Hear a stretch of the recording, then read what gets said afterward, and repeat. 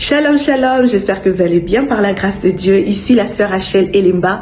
Je fais cette vidéo pour parler avec toi d'un sujet capital qui est le temps. C'est quoi le temps? Le temps, c'est le milieu dans lequel se déroule une succession de phénomènes. La naissance, l'accouchement, l'obtention d'un diplôme, d'un travail, le mariage, les décès d'un membre cher, tout se passe dans le temps. Voilà pourquoi on parle de la date de naissance. Je suis née en telle année, j'ai perdu un membre cher en telle année, j'ai été malade, hospitalisé gravement en telle année. Tout cela se passe dans le temps. Du coup, le temps est important. Mais dans cette vidéo, je vais partager avec toi 3 points concernant le temps. Le premier point que j'aimerais que tu retiennes. Tu seras d'accord avec moi que quand il est jour, il est matin chez moi, cela ne veut pas forcément dire qu'il est matin chez toi. Cela fait appel à la notion du fuseau horaire. Lorsqu'il est matin en Europe, en Amérique, aux États-Unis, il fait nuit. Nous n'avons pas tous la même heure. Alors que c'est le matin en France, par exemple, c'est l'heure des vagues aux occupations, aller au travail, à l'école, au rendez-vous, s'occuper de sa maison, de ses enfants. Pendant ce temps, à 8 heures du matin, dans un autre cieux, c'est l'heure de pouvoir dormir, c'est l'heure de faire dodo, c'est l'heure de s'occuper de sa famille, c'est l'heure de se reposer, de se ressourcer. Par là, on comprend que nous ne faisons pas tous les mêmes choses, parce que nous ne sommes pas tous dans la même heure. Cela revient à dire que tu dois comprendre que nous n'avons pas tous le même temps. Le temps que toi tu as n'est pas forcément mon temps. Si pour l'autre c'est le temps d'être béni, d'être exaucé, d'être visité, d'être touché, gloire soit rendue à Dieu. Si c'est le temps de son mariage, le temps d'obtenir un travail, le temps d'avoir des enfants, je bénis le Seigneur pour lui. Viendra aussi mon temps parce que le panier circule encore. Ne jalouse pas, n'envie pas, ne regarde pas bizarrement, rends grâce à Dieu. Dis-toi, il est jour chez lui, viendra mon matin aussi et je m'attends au Seigneur. Par là, quand tu le comprends, tu es libéré de l'amertume, tu ne seras pas aigri, tu ne vas pas jalouser, tu ne vas pas envier.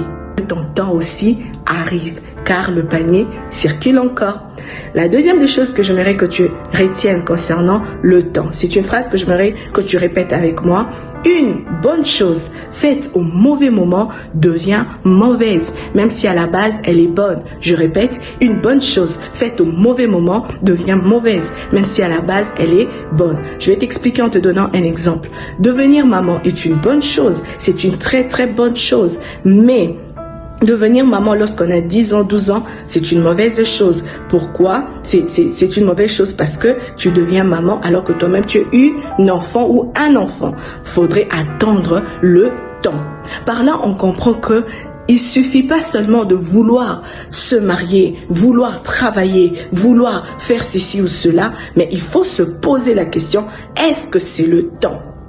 Est-ce que c'est le temps? Faut pas aller très vite, il faut pas aussi être en retard. Il faut juste être synchronisé par rapport au temps qu'il est. Si c'est le temps de se lever, faut se lever. Mais si c'est le temps de dormir, il faut dormir. Un autre exemple pour que tu comprennes. Manger, c'est très bien, c'est une bonne chose. Mais manger à 2h, 3h du matin, c'est pas une bonne chose parce que tu vas prendre du poids, tu vas grossir. Par là, on comprend que manger est une bonne chose, mais lorsque tu le fais en dehors du temps, elle devient une mauvaise chose parce qu'elle va te faire plus mal qu'autre chose. Donc, retiens cette chose. Retiens ce que je viens de te dire. Vouloir faire des choses, c'est bien, mais il faut que ce soit dans le temps, parce que c'est très important. Pour toi, peut-être, c'est le temps de te préparer, c'est le temps de te ressourcer. Et quand viendra l'opportunité, le résultat sera waouh, le résultat sera glorieux, puissant, spectaculaire. Voilà pourquoi ne te précipite pas seulement, ne cours pas seulement, mais prends le temps de te poser cette question. Est-ce que vraiment je suis dans le temps de faire, d'entamer ou d'attendre, de patienter? Et la troisième des choses, c'est une question. Comment savoir l'heure qu'il est dans ma vie? Comment je saurai que c'est le matin? C'est pas en regardant une montre, non. Ce n'est pas en regardant ton téléphone, non.